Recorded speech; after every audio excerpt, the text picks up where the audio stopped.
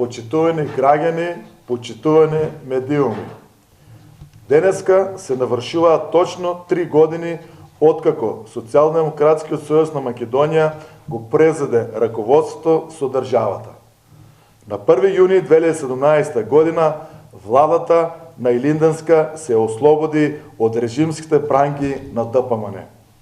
Северна Македонија во 2016 година беше оценета како заробена држава од страна на Европската комисија, со заробени институции и клучни сектори во општеството. За овие 3 години ја извадивме земјата на прав пат, а денес знаеме дека заедно со граѓаните можеме уште повеќе и уште подобро. Остваривме две од нашите најголеми стратешки цели. Она што со децени на моменти изгледаше и невозможно. Ние сме 30-та земја членка на НАТО. Македонското знаме се вее пред седиштето на НАТО, а македонските граѓани се горди на тоа. И конечно имаме одлука за почеток на преговорите за членство во ЕУ. За жал, кога носевме историски одлуки, кога чекоревме на прав пат кон полноправно членство во НАТО и отварањето на преговорите со ЕУ, немавме сојузник во најголемата опозицијска партија предводена од Христијан Мицковски.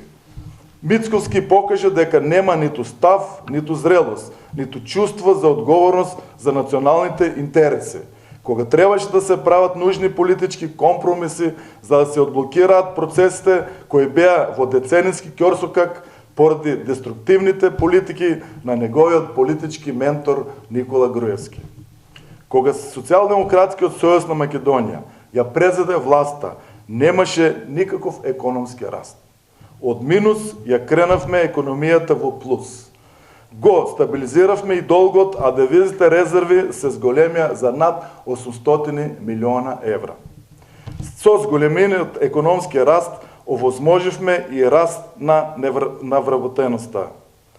Обезбедивме пораст на нето платата. Минималната плата достигна 14.500 денари.